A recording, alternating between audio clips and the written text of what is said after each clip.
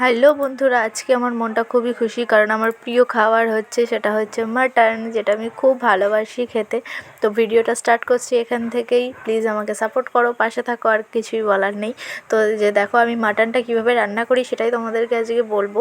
প্রথমেই দেখালাম যে মাটনটাকে আমি ম্যারিনেশন করে রেখেছি, ম্যারিনেশনটাই করে রাখি আমি। ম্যারিনেট করে রাখলে কী হয়, জিনিসটা অনেকটা জুসি টাইপের হয়। তো চর্বিগুলোকে আলাদা করে রাখা আছে। আর এখানে আমি আলুটাকে ভেজে নিচ্ছি। সবাই জানো চর্বিগুলো কেন আলাদা করে রাখা হয়, কারণ ওই কষানোর সময় যদি একসাথে কষানো হয় চর্বিটা গলে যেতে পারে, গলে তেলটা বেরিয়ে যাবে। তো সেই জন্য আলাদা করা।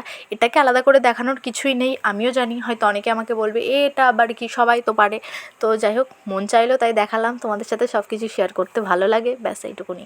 তো কীভাবে আমি রান্না করি সেটাই দেখালাম। সবাই তো আর সব রকমভাবে রান্না করে না, আমি একরকমভাবে করি, অন্য কেউ আরেক রকমভাবে করে, তাই না? তো যাই হোক, নিজেরটাকেই শেয়ার করলাম, আর কিছুই না। আর ম্যারিনেশন করার সময় ভাবছিলাম যে আমরা যে কোনো কিছু করার আগে ম্যারিনেশন করি, তো মানে সেটাকে একদম মানে কষিয়ে রসিয়ে পাকিয়ে একদম ইয়ে করে দিই আর কি। মানে কি বলবো, তার জীবনটা ধ্বংস করার আগে আমরা ম্যারিনেশন করি। তেমনই আমাদের বিয়ের আগে হলুদ টলুদ দিয়ে আমাদেরকেও ম্যারিনেশন করা হয়, যে চলো এবার ধ্বংসাত্বের পথের দিকে চলো। জোকসা পার্ট বাদ দাও, ধ্বংস কোনো দিনই হয় না কারোর জীবন। সব কিছুই নিজের ওপরে এবং অপর দিকের মানুষটার ওপরে থাকে, আর কিছুই না। যদি তুমি সমস্তটা সামাল দিতে পারো, একটু অ্যাডজাস্টমেন্ট, অবশ্য অ্যাডজাস্টমেন্টটা একজনকে করলে হয় না, দুই তরফকেই করতে হয়। তোমার হাজব্যান্ড যদি অ্যাডজাস্ট করতে পারে, তুমি যদি করতে পারো, তো জীবন সুখের সর্টেড একদম। তো আর যেটুকুনি আছে সেটুকুনি নিয়ে খুশি থাকা, ভালো থাকা, এটাই আর কি, আর কিছুই না।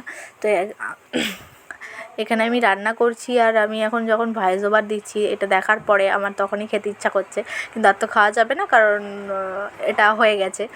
তো যাই হোক, রান্নাবান্না চলছে। আর অনেক দিন থেকে আমার মনটা বেশ মাটন মাটন করছিল। আর আমার হাজব্যান্ড কী বলো তো, যে বাজারে যে মাটনগুলো পাওয়া যায় না মার্কেটে, সেগুলো নেয় না।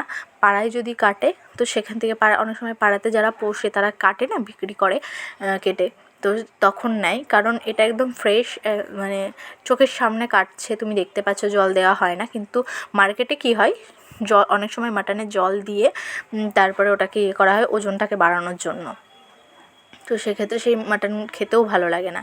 কিন্তু এই পাড়ায় যেগুলো কাটে খেতে খুব সুন্দর লাগে, একদম মানে পারফেক্ট।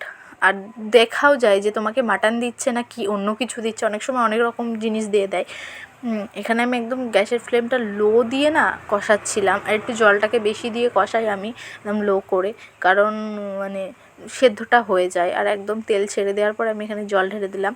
আর আজকে আমার বরমশাইয়ের ডিমান্ড ছিল একদম ঝোল ঝোল করে খাবে, কারণ অনেকেই মাটনের ঝোলটা খেতে ভালোবাসে, আমিও ভালোবাসি।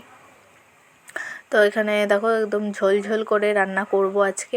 খুব ঝোলও নয়, আবার খুব গাঢ়ও কিছু নয়। চিকেনটা কষা ভালো লাগে, মটনটা একদম কষা থেকে ঝোলটা একটু বেশিই ভালো লাগে। তো এখানে বেশি জল দেওয়া, কারণ মটন সেদ্ধ হতে সময় লাগে, সবাই জানে। তো এটা দেখে কেউ ভুলভাল মন্তব্য করো না যে কেন এসব দেখাচ্ছ তুমি, হ্যান ত্যান, কিছুই না, আমার ভালো লাগলো তাই শেয়ার করলাম, আর কিছুই না। তো আমার মানে কি বলবো, প্লিজ আমাকে একটু সাপোর্ট করো, পাশে থাকো।